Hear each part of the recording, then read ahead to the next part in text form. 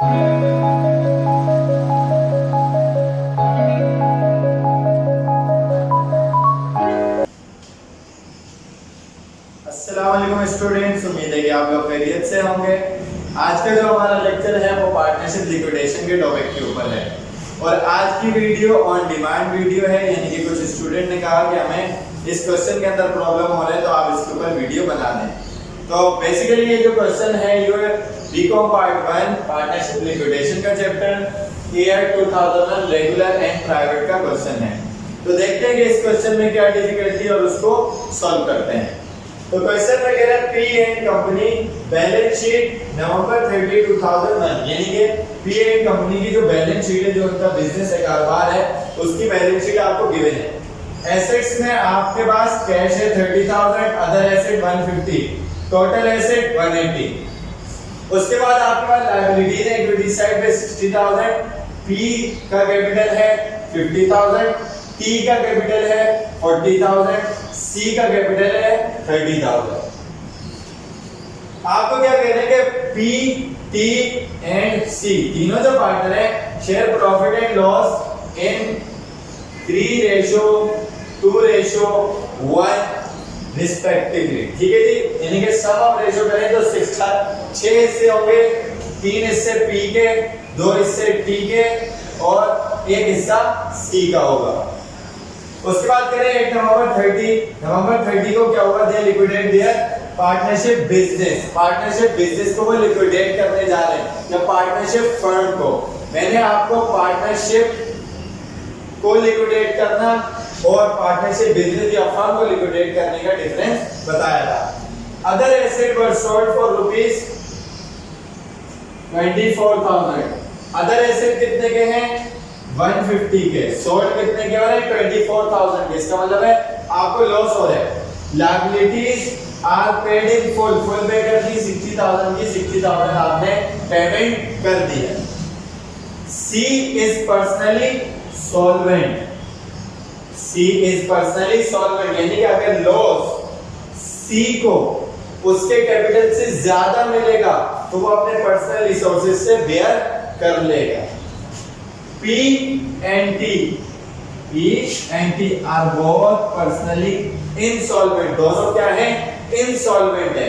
यानी कि अगर उनको लॉस उनके कैपिटल से ज्यादा मिलेगा तो क्या होगा, वो सिर्फ अपने कैपिटल के इक्वल ही लॉस भरेंगे, बाकी जो ज्यादा होगा, जो बैलेंस होगा, वो कौन भरेगा, वो सी भरेगा। ठीक है जी। तो इसका मतलब ये भी लास्ट टाइम जिसका मैंने नाम बताया था कि गार्नर वर्सेस मुरे रूल है कि अगर कोई पार्टनर इंसॉल्वेंट हो जाए वो अपने कैपिटल के इक्वल ही लॉस को बेयर करेगा, बाकी का दूसरे पार्टनर देंगे। लेकिन दूसरा पार्टनर एक ही सॉल्वेंट है तो वो according to the agreement bear up करेगा। रिक्वायर्ड में आपको कह रहा है डिटरमाइन एंड डिस्ट्रीब्यूट गेन और loss and also capital deficiencies if any. यानी कि आप डिटरमाइन करें, पता लगाएं कि आपको गेन और लॉस और रियलाइजेशन, क्योंकि लिक्विडेशन करने जा रहे हैं, कितना हुआ है और उसको डिस्ट्रीब्यूट भी करके दिखाएं और साथ में ये भी दिखाएं कि कैपिटल डेफिशिएंसीज कितनी है। कैपिटल डेफिशिएंसीज का मतलब कि किस पार्टनर को उसके कैपिटल से ज्यादा लॉस मिला है। सेकंड पार्ट में कहने प्रिपेयर लिक्विडेशन समरी बनाइए। Give all necessary entries in journal to record the liquidation proceeding या प्रोसेस। जो आपकी लिक्विडेशन हो रही है उसको आपने जर्नल एंट्रीज में स्टेप बाय स्टेप रिकॉर्ड करके दिखाना है। तो 3 रिक्वायर्ड है, स्टेप बाय स्टेप करते हैं। पहला रिक्वायर्ड है सॉल्यूशन 1, वो आपसे लॉस और कैपिटल डेफिशिएंसीज का पार्ट मांग रहे हैं, तो आप क्या करें, एक चार्ट बना लें, तीनों पार्टनर का कैपिटल लिख लें, पर्टिकुलर लिखें या ना लिखें, ये वाली जगह खाली छोड़ दें और सबसे पहले क्या करें, बैलेंसेस लिख दें। तो आपने लिखा बैलेंसेस कैपिटल के कितने हैं, पी का 50,000, टी का 40,000 और इसका 30,000। तीनों का आपने कैपिटल लिख लिया है। उसके बाद जाहिर सी बात है कैपिटल डेफिशिएंसी या लॉस ऑन रियलाइजेशन कैसे रियलाइज होगा, कि सबसे पहला जो स्टेप किया होगा, अगर मैं जनरल एंट्री की बात करूं तो सबसे पहले आप अदर एसेट सोल्ड आउट करते हो। जब अदर एसेट सॉर्ट आउट किए 150 के थे 24,000 के बेच दिए, तो जब आप डिफरेंस निकालें तो ये बनता है 126 का लॉस, और वो 126 का लॉस इनके बाद 3:2:1 में डिस्ट्रीब्यूट कर दिया जाएगा। तो यहाँ पर आप लिखेंगे सेकंड स्टेप के अंदर लॉस और रियलाइजेशन। तो लॉस ऑन रियलाइजेशन हुआ, यहाँ ब्रैकेट में इसी के साथ नीचे मैं कंप्यूटेशन कर देता हूँ। 150 का इक्विपमेंट था, माइनस किया 24,000 is equal to total loss कितना है 126 का लॉस आ गया। अब ये तीनों को डिस्ट्रीब्यूट किया जाएगा, तो इसकी कंप्यूटेशन में नीचे कर रहा हूँ। कंप्यूटेशन फॉर लॉस ऑन, या आप डिस्ट्रीब्यूशन कह लें, computation for distribution of loss on realization. क्योंकि रियलाइजेशन लॉस वाली तो आपने निकाल दी, अब डायरेक्टली आप डिस्ट्रीब्यूट करते हैं। जब आप डिस्ट्रीब्यूट करेंगे तो आप देख लें आपके पास क्या आंसर आते हैं। शॉर्ट फॉर्म में नेम लिख रहा हूं P, T एंड C, ठीक है जी। तो उसके बाद आपके पास जो रेशियो है सम 126 में से ही निकाल के आपको देगा 126 multiply bye 3/6, 126 multiply bye 2/6, 126 multiply bye 1/6। तो इनको मिल जाएगा लॉस, और इसी तरीके से हमें रियलाइज हो जाएगा कि इनके पास कितना कितना बैलेंस जाने वाला है। तो आप मल्टीप्लाई करवा कर देख लें, मल्टीप्लाई जब आप करेंगे तो आपके पास आंसर आ जाएंगे। पहले का आंसर आ जाएगा 63,000 लॉस में, उसके बाद 126 आप करेंगे 2 से, तो आपके पास आंसर आ जाएगा 42,000, और उसके बाद थर्ड में आप करेंगे तो आपके पास आंसर आ जाएगा 21,000। तो ये तीनों की आपने डिस्ट्रीब्यूशन कर दी है।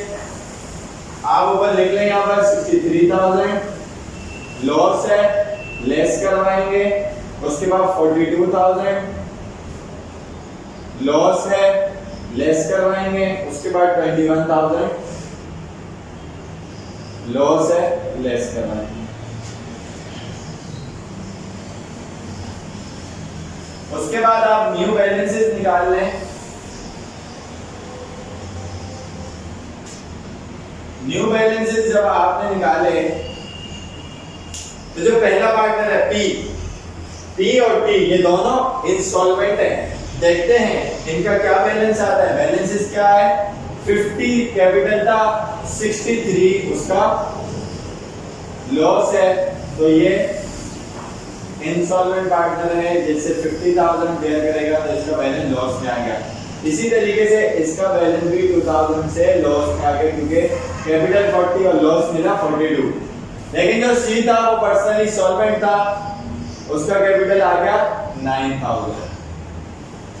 तो पहले पार्ट के अंदर आपने डिस्ट्रीब्यूशन कर दी, रियलाइजेशन डिटरमाइन कर दी और डिस्ट्रीब्यूट कर दी, और कैपिटल डेफिशिएंसी भी आपने बतानी है। इसका मतलब है कि ये जो है इनकी पेमेंट करेगा, वो भी आपने निकाल कर दिखानी है। तो यहाँ पर जो नेक्स्ट स्टेप होगा तो वो यहाँ पर आप लिखेंगे कैपिटल डेफिशिएंसीज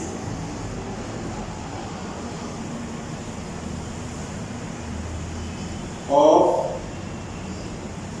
आप लिख लें P and T met by C, ठीक है जी।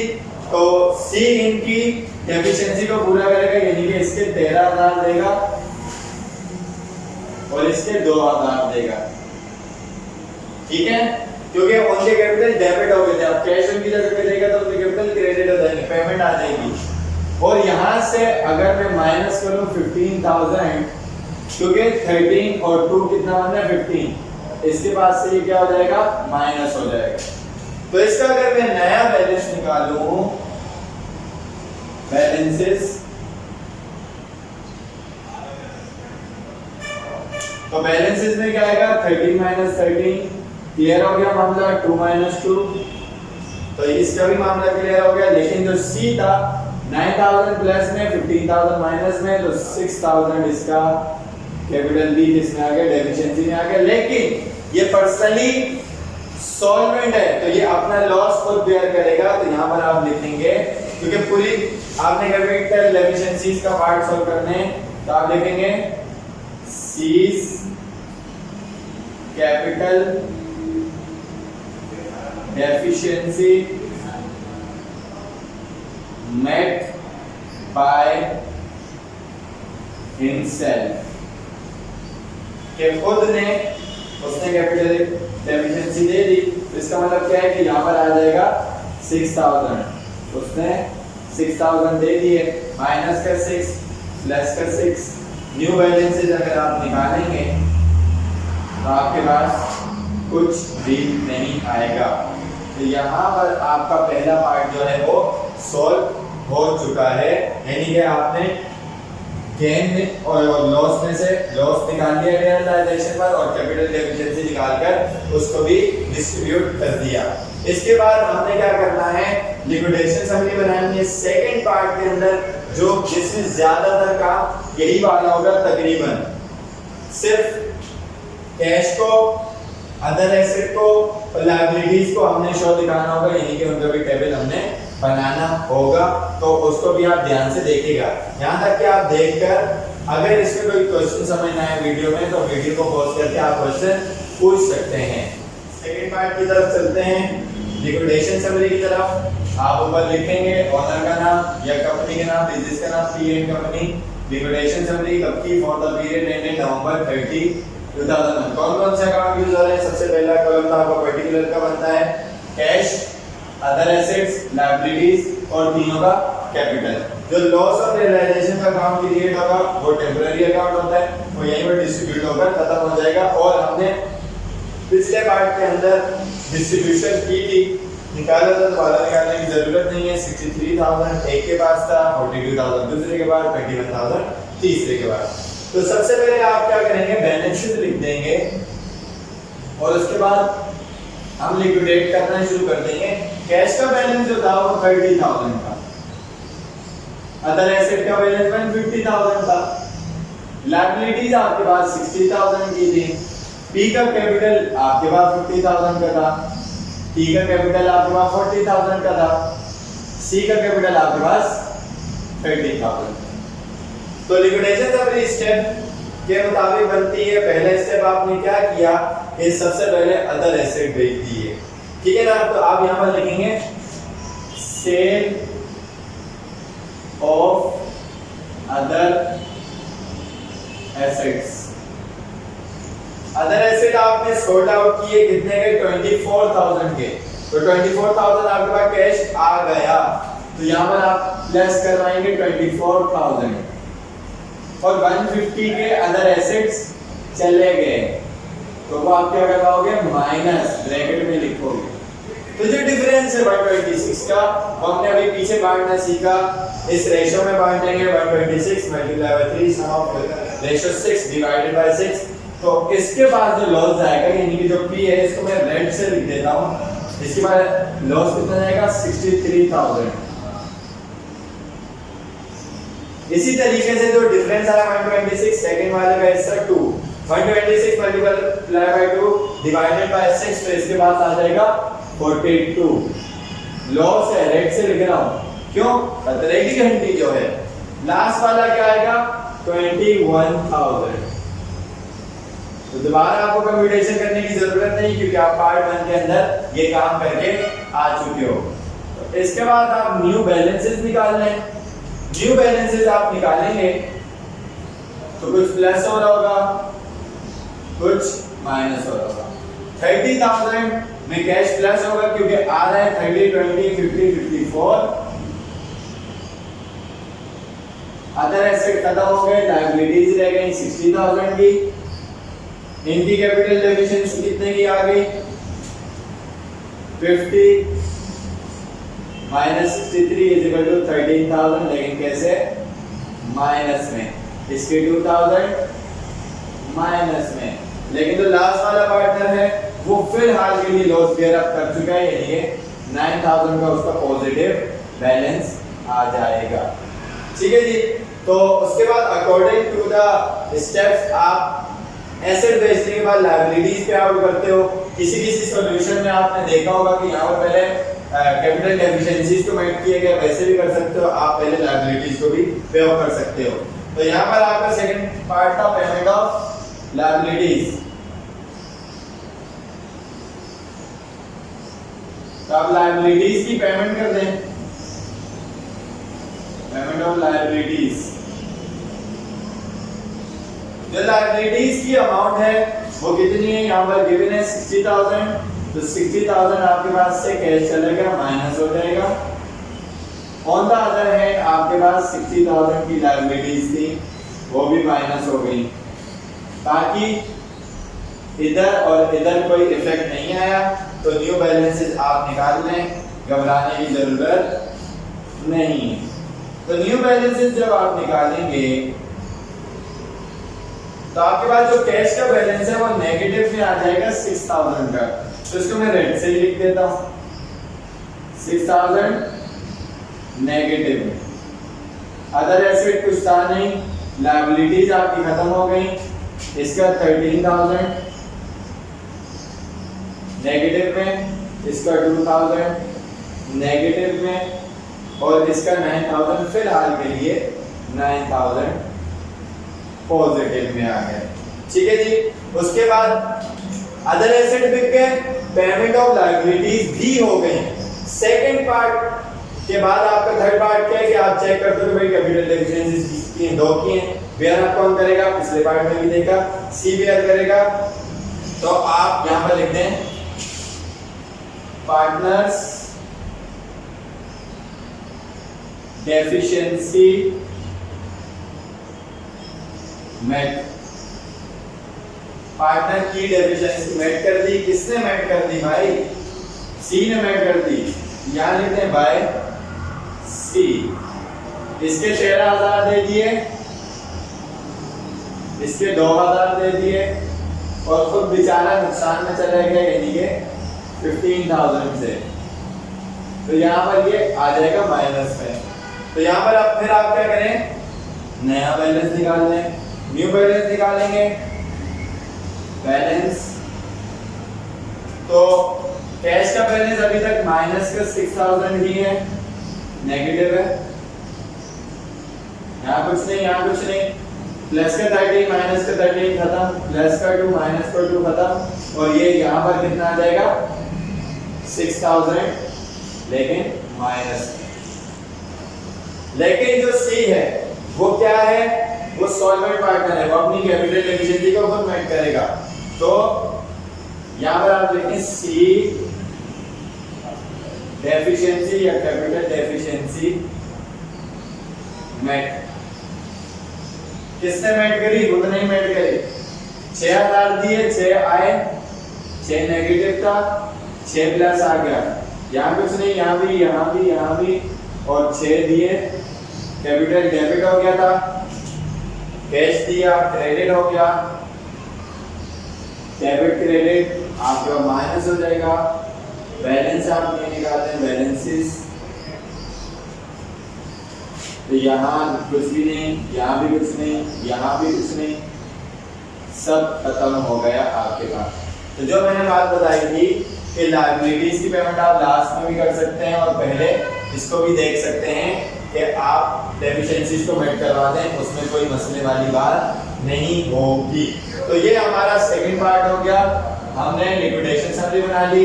इससे पहले किसी लेक्चर में हमने लिक्विडेशन समरी नहीं बनाई थी।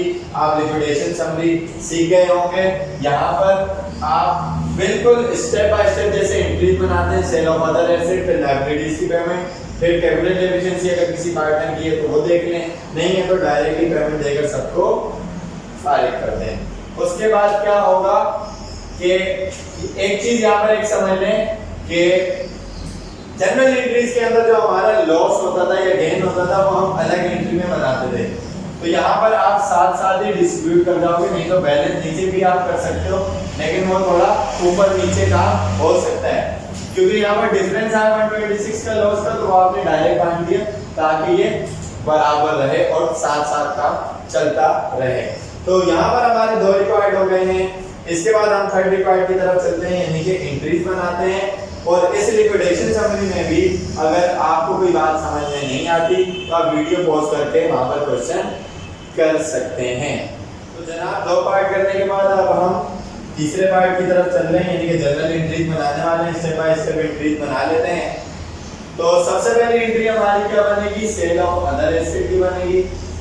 जब अदर एसेट सॉर्ट आउट किए गए तो वो 24,000 के सॉर्ट आउट हुए, यानी कि आपका कैश आएगा, कैश एसेट है, एसेट आना मतलब एसेट बढ़ रहा है, एसेट बढ़ता है तो डेबिट होता है बाय रुपीस 24,000। तो अब यहाँ पर लिख देंगे 24,000। अदर एसेट एसेट है, बेच दिया, कम हो गया, कम हो गया मतलब क्रेडिट हो गया। Other assets credit by rupees 1,50,000 rupees. तो कमी किस साइड के ऊपर है, डेबिट साइड के ऊपर है। तो क्या हुआ, लॉस हुआ, लॉस ऑन रियलाइजेशन। डिफरेंस निकाला 126 का लॉस हुआ।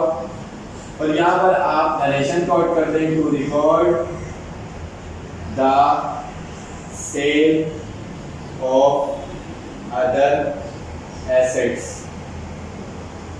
अदर एसेट्स सॉर्ट आउट आपने कर दिए। सेकंड एंट्री आप बना लें, जैसे कि पहले भी आपको बताया, या तो आप इनकी कैपिटल एफिशिएंसी की बना लें या तो लायबिलिटीज पेमेंट की। कैपिटल एफिशिएंसी की डायरेक्ट तो बन नहीं सकती, यानी कि लॉस डिस्ट्रीब्यूट करना पड़ेगा पहले, तो लॉस डिस्ट्रीब्यूट करें। या आप चाहें तो लायबिलिटीज को पे करें और उसके बाद इसकी डिस्ट्रीब्यूशन करके फिर कैपिटल एफिशिएंसी करें, तो कोई मसले वाली बात नहीं है। एंड में बैलेंस आपके बराबर ही आएंगे। तो सबसे पहले लॉस को डिस्ट्रीब्यूट करते हैं। लॉस को डिस्ट्रीब्यूट करेंगे तो सबका कैपिटल क्या हो जाएगा, कम हो जाएगा। कैपिटल बढ़ता है तो क्रेडिट, कम होता है तो डेबिट। तो पीस कैपिटल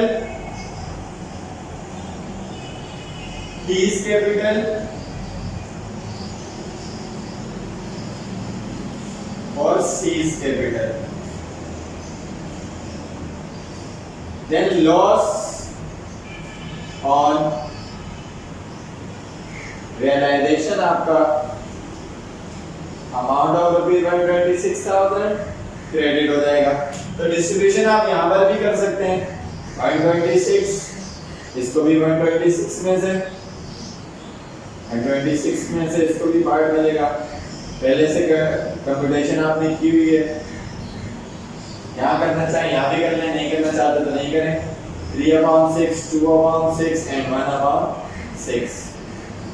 हमारे पास जो बैलेंसेस आए थे that is 63,000, 42,000 and then 21,000।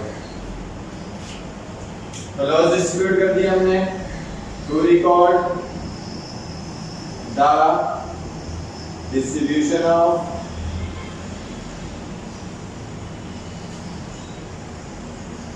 Loss और रियलाइजेशन। तो आपने लॉस डिस्ट्रीब्यूट कर दिया। अब जब लॉस डिस्ट्रीब्यूट कर दिया तो आप इनकी कैपिटल एफिशिएंसी को भी रिकॉर्ड कर लें और देख लें, पहले से करते आ रहे हैं। 50 इसका कैपिटल है, लॉस इसको 63 मिल गया, नेगेटिव हो गया। टी का 40 लॉस मिला 42, बेयर आप नहीं कर सका। 30 और 21 ये बेयर करेगा, लेकिन सबसे पहले ये इनकी कैपिटल एफिशिएंसी को क्या करेगा, मेट करेगा। तो जो थर्ड एंट्री बनेगी उसमें क्या होगा, पी और टी के कैपिटल लॉस ज्यादा मिलने की वजह से डेबिट हो चुके हैं, तो इनका लॉस कौन बेयर करेगा, सी बेयर करेगा। जब सी इनका लॉस बेयर करेगा तो वो खुद क्या चला जाएगा, डेबिट पर चला जाएगा और इन दोनों का कैपिटल क्या हो जाएगा, क्रेडिट हो जाएगा। यानी कि हमारे पास जो एंट्री बनने वाली है वो क्या बनने वाली है, सीज कैपिटल डेबिट, इन दोनों की कैपिटल एफिशिएंसी थी, यानी कि पी का कैपिटल अब डेबिट हो जाएगा और टी का कैपिटल भी डेबिट हो जाएगा। कितना 63 माइनस 50 इज इक्वल टू 13,000 और इसका टी का क्या 42,000 माइनस 40,000 तो कैपिटल एफिशिएंसी 2000 यानी कि सी को कितने भरने पड़ गए इनकी जगह के 15,000। तो यहाँ पे नरेशन आप नोट करते हैं to record the capital efficiency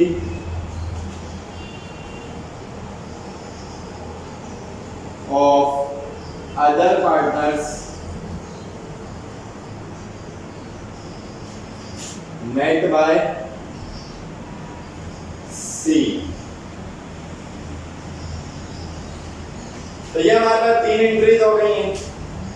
अब इसके बाद 9,000 बचा था, 15 इससे दे दिया, यानी कि अगर मैं आपको टी अकाउंट से भी समझाऊं, सी की कंडीशन, सी के हालात पूरे हो गए, इसका कैपिटल था 30,000, लॉस मिला 21,000, तो माइनस किया कितना रह गया 9 रह गया।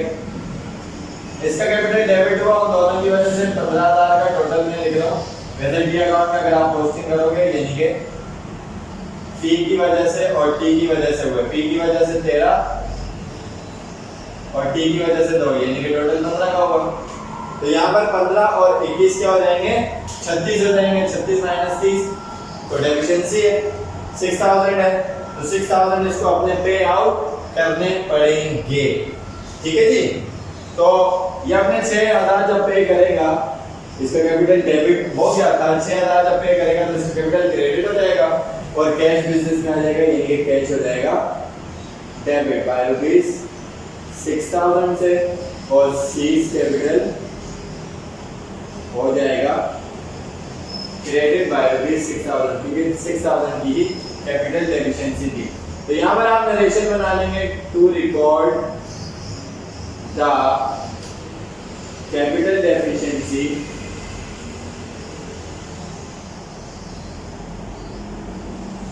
Of C met by himself, क्योंकि वो सॉल्वेंट पार्टनर है। तो यहाँ पर आपकी 4 एंट्री हो चुकी हैं, सिर्फ एक एंट्री रहती है इसका टी अकाउंट, यहाँ पर आप मुकम्मल कर लें। 6,000 यहाँ हो गया 36 तो आपके पास दोनों साइड इक्वल है 36 और आपका बैलेंस क्लोज। तो लास्ट आपकी जो एंट्री बनती है यहाँ पर जो रहती है वो लायबिलिटीज की है। यहाँ पर मैं बता देता हूँ इस जगह को मिटाकर, क्योंकि और तो कुछ हमारे पास रहता नहीं है। लास्ट की एंट्री में जगह हमारे पास खत्म हो गई है, तो हमें ये देखना पड़ेगा लाजमी तौर के ऊपर कि हम जो लायबिलिटीज पे ऑफ कर रहे हैं क्या उसके लिए हमारे पास कैश है कि नहीं है। तो जो हमारे पास 5th एंट्री बनेगी वो लायबिलिटीज की बनेगी। लायबिलिटीज थी पे हो गई, फुल पे की, तो लायबिलिटीज कम होती है तो डेबिट होता है, तो लायबिलिटीज हो जाएगा डेबिट बाय रुपीस 60,000। तो क्या कैश आपके पास इतना था, तो कैश की कंप्यूटेशन करनी पड़ेगी। कैश आपके पास था 30,000, फिर अगर मैं प्लस करूं 24,000, क्यों, क्योंकि अदर एसेट की वजह से आया, तो ये 54 हो गया। अभी भी बैलेंस बराबर नहीं है, कहां से होगा, यहाँ कैश है नहीं है, यहाँ कैश है नहीं है, यहाँ है कैश। क्यों, क्योंकि उसने अपनी कैपिटल डेफिशिएंसी के लिए फर्म को 6,000 पे किया, किसने, सी ने। इसका मतलब फर्म में 6,000 आ गया, तो 54 प्लस 6 इज इक्वल टू 60,000। तो 60,000 क्रेडिट हो जाएगा, लायबिलिटीज और उसकी अमाउंट इक्वल हो जाएंगी। लायबिलिटीज पहले पे करना चाहें तो पहले भी कर सकते हैं, कोई मसले वाली बात नहीं। यहाँ पर नरेशन आप लिखते हैं to record the debit of liabilities.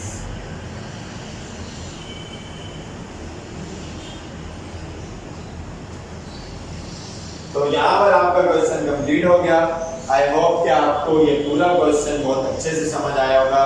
अगर कोई बात समझ नहीं आती तो आप कमेंट सेक्शन में क्वेश्चन करके पूछ सकते हैं। उसके अलावा आप चैनल को सब्सक्राइब करें और दूसरे लोगों तक भी पहुंचाएं।